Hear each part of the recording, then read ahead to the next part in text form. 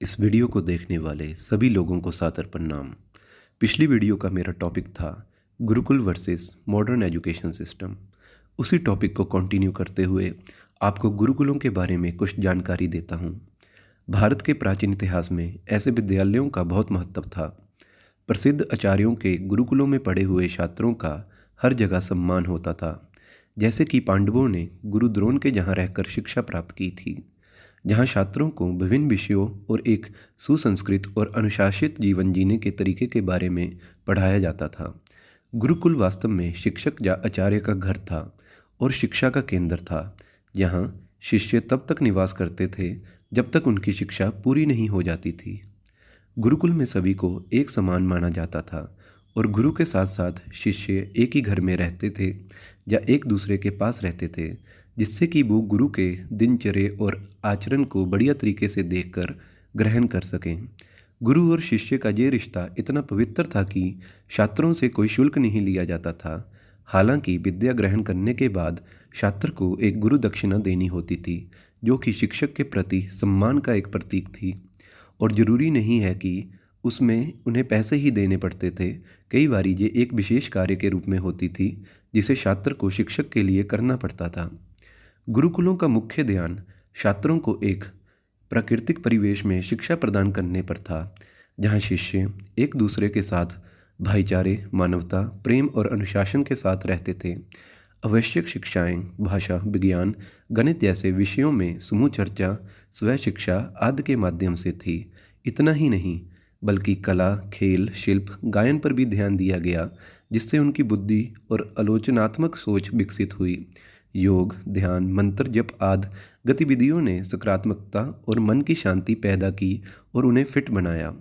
उनमें व्यवहारिक कौशल प्रदान करने के उद्देश्य से दैनिक कार्यों को स्वयं करना भी अनिवार्य था।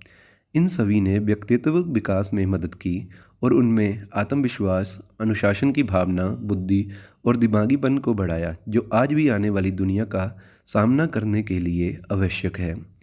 वर्तमान शिक्षा प्रणाली में दोष दुर्भाग्य से उपरोक्त अवधारणा गायब हो गई है और लॉर्ड मैकॉले द्वारा 1835 में भारत में लाई गई शिक्षा की आधुनिक प्रणाली दूसरों के आगे रहने की चूहे की दौड़ के बारे में है।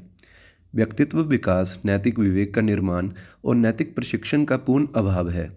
इस शिक्षा के बारे में सबसे बड़ी खामियों में से एक यह है कि एक संस्थागत अवधारणा के बजाय प्रकृति में अधिक व्यावसायिक है, जो छात्र को समग्र शिक्षा प्रदान करे। यह शारीरिक गतिविधि और अन्य कौशल सेटों के विकास के लिए बहुत कम समय दिया जाता है, जो कि एक छात्र को बेहतर इंसान बनाने में सहायता कर सकता है। क्या हमें भारत में फिर से गुरुकुल प्रणाली की आवश्यकता है? बहुत से लोग गुरुकुल प्रणाली की काफ़ी असंरचित और विचित्र अवधारणा मान सकते हैं। एक शिक्षक के साथ रहने का विचार, सिलेबस की अनुपस्थिति या एक निर्धारित दिनचर्या लोगों को आश्चर्यचकित कर सकती है कि कोई बच्चा वास्तव में कुछ कैसे सीखेगा। हालांकि आधुनिक समय के शिक्षाविद ने पीछे की ओर देखा और महसूस किया कि गुरुकुल प्रणाली से कई शिक्षण दृष्टिकोण हैं जिन्हें वर्तमान शिक्षा प्रणाली में शामिल किया जा सकता है। जहां इसकी एक सूची दी गई है, जो हमें यह समझने में मदद करेगी कि गुरुकुल प्रणाली क्यों महत्वपूर्ण है। आधुनिक बुनियादी ढांचा छात्रों को मजबूत शिक्षा तभी हो सकती है जब व्यवहारिक ज्ञान पर ध्यान दिया जाए। लेकिन अफसोस कि हमारी आज की शिक्षा सिर्फ किताबी ज्ञान और रटने में विश्वास रखती है, जो कि पर्याप्त नहीं है।